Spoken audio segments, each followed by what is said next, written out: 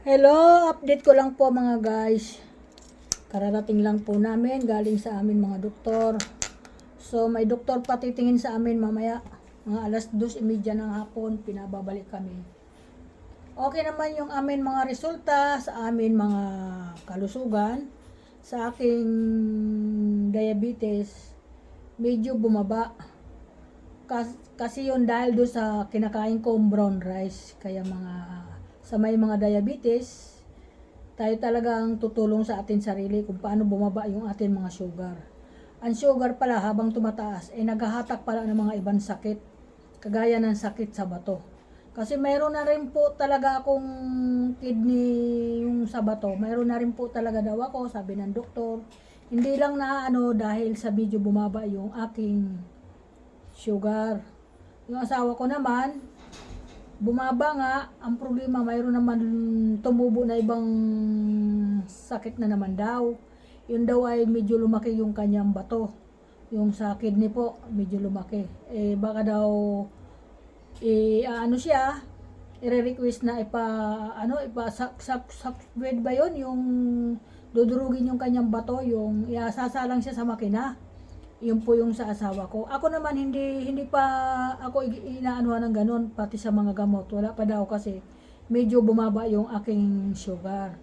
So yun, kaya itutuloy-tuloy ko lang po yung aking pagkain sa aking brown rice hanggang sa bumaba talaga ng gusto sa susunod na amin laboratory.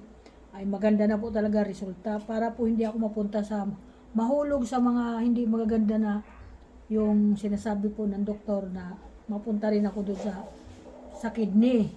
Tumaas daw yung creatinine ko kasi may pagtaas na po. Pero hindi pa po inaano yon, ilaalaw kasi medyo bumaba naman yung akin hasta ka sabi daw ako yung umiihi ng asukal. Kailangan matanggal yon, yung naglalabas ng asukal sa atin pag-ihi. Yun po. So, yun po ang aking in-update lang po. In-update ko po yung aking kalusugan sa lahat po ng aking mga taga-subaybay. Malakas naman po si Nanay Linda nyo. At hindi po ako nagpapanik kasi hindi naman po ako mahilig magpanik tungkol dyan. Ako po ay nilalabanan ko lang po yan kung ano man yung nararanas ko. Kasi gano'n naman talaga. Yan ang binigay sa atin ng Panginoon na pagsubok. Kailangan tatanggapin natin. Kailangan matapang lang tayo at malakas at maglibang lang tayo para tayo ay nalilibang. Hindi tayo nai-stress sa lahat ng ginagalawan natin. Yan po. Kami mag-asawa lagi. Sabay kami magpa-check up kasi halos parehas po yung sakit namin. Yan po. So, hindi pa nababawasan yung aking tinutusok. Mamaya pa ho sa isang doktor kung paano ang gagawin niya doon. Kasi di pa po kami nakikita sa isang doktor na lang po ang titingin sa amin. Tapos, imbis na every 3 months kami magpapalaboratory, meron na naman sa akin na laboratory uli.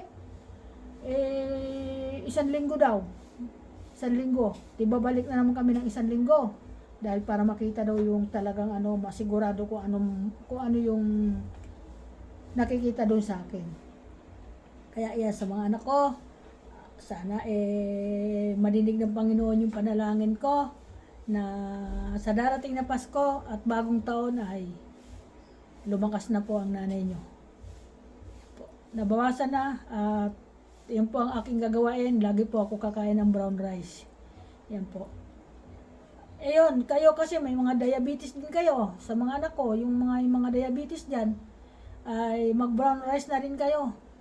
Para po mabawasan yung inyong pagtaas ng asukal nyo. Ayan po kasi magtsatsaga po ako kahit may kamahalan. Yung po muna kakainin ko kasi mabigat naman sa tiyan yun kapag kinakain, hindi naman kalakasan sa tiyan. Maganda nga po yun, matagal ka magutom yung brown rice, kaya pinipayo ko lang po sa mga matataas po ng sugar, medyo maganda po, naranas ko na po, nasubukan ko na po. Kaya okay, welcome to my vlog. Kararating lang po namin galing sa ospital. At yung ibang resulta nalaman na po namin. Yung iba po mamaya pa po mga alas 2:30 pa daw. Babalik na naman kami doon mga guys. Kaya tiyaga lang po, kailangan po, mas mabuti nga po yung anak ko, matyaga at yung mga anak kong magbibigay ng amin mga pangangailangan, matsatsaga po sila. At sila yung mga nag-aalala. Pero meron din po sila mga karamdaman na siyempre inuuna rin yung kanyang mga magulang para po ano, ewan ko sa kanila, kayang-kaya naman siguro nila yung kanila nararamdaman kasi mga bata pa sila, kami po kasi matatanda na, kaya ganun. Yan po. Kaya sabi ko, wala naman yan, basta malakas lang ang loob natin. Lumaban lang po tayo sa buhay. Yan lang po yung aking in-update. At sa mamaya po, mag-update din po ako kung ano yung magiging resulta doon sa doktor na isang titingin sa amin. Kaya okay, maraming salamat. God bless po sa inyo lahat, sa lahat po ng mga follower ko. Yan. Nanalangin lang po ako ng 2 beses isang araw, minsan tatlo pa nga ako nananalangin, 3 beses pa nga po na sana magtagumpay po yung aking paggagamot para po bumalik na po yung kalusugan ko ng dati. Makakilos na po ako ng maayos. Yan po. Okay po. Bye-bye. Salamat po sa lahat. Welcome to my vlog. Thank you so much. Bye-bye.